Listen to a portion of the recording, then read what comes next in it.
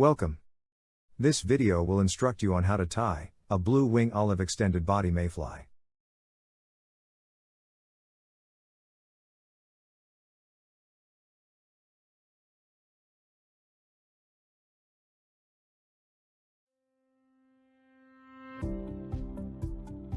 We'll start with olive thread. Today, we'll use a size 18 barbless wide gap hook. I normally use size 18 or 20 for tying these flies.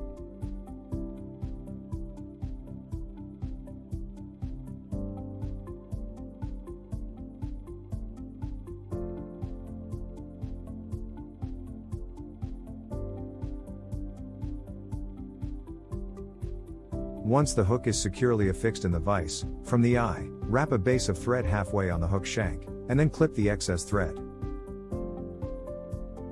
The thread base is to provide a non-slip surface for the wings. Now position the thread where you want to tie in the wings, about 3/16 from the eye of the hook. Firmly secure the wings, on top of the hook shank. The wings can be any materials you would use on any dry fly pattern, such as hackle tips, synthetic material, duck or goose feathers, duck breast or flank feathers.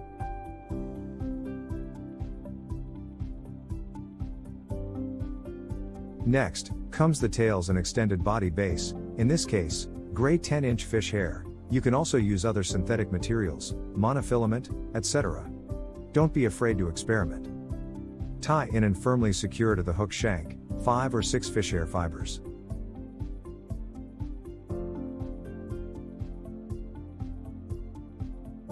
In order to be able to tie materials onto the fish hair, you will need to put the fish hair under tension. In this case, I'm using a 360 effect tying station, which has a clamp and tension device, designed especially for this purpose. However, you could use a rubber band with a clamp also.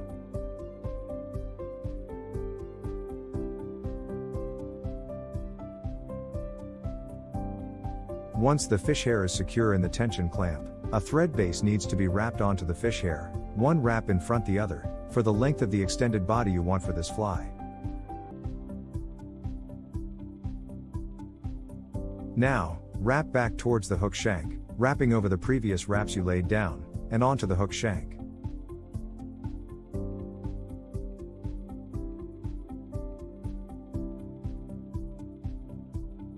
Grab your body material, in this case, the olive poly yarn, and tie in securely onto the hook shank.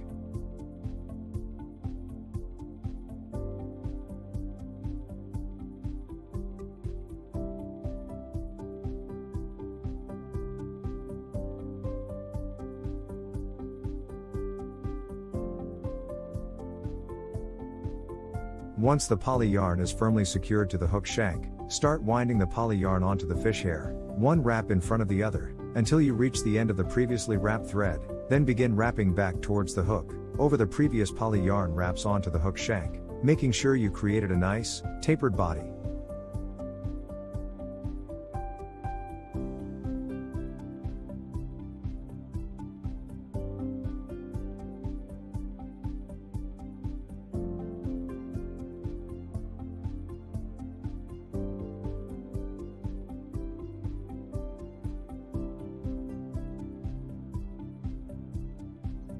Now tie off the poly yarn and cut the excess yarn.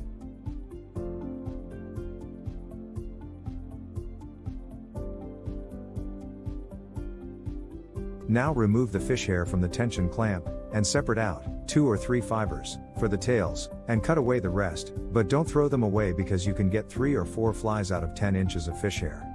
Now cut the remaining 2 or 3 fish hairs the length you want the tails.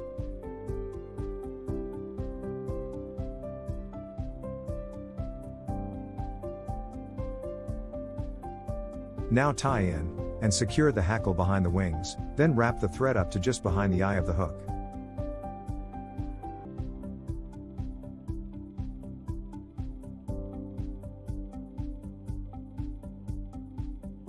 Wrap the hackle forward, towards the eye of the hook, 2 or 3 wraps, behind the wings, and 1 or 2 wraps, in front of the wings.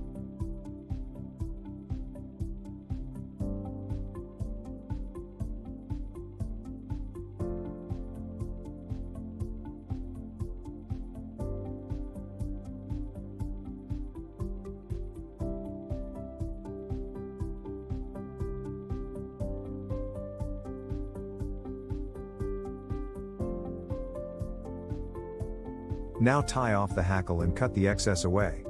Half hitch or whip finish, add head cement, clear the hook eye, and you're now finished with the tying portion.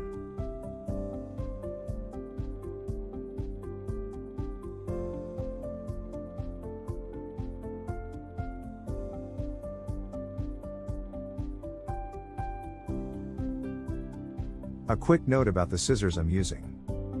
These scissors are from the Anadromous Fly Company, of Kalamazoo, Michigan. These are 3.5 inches titanium coated scissors, and they are extremely sharp, and, most importantly, they are fantastic for trimming the hackle on these flies, as you'll see in the next set of frames.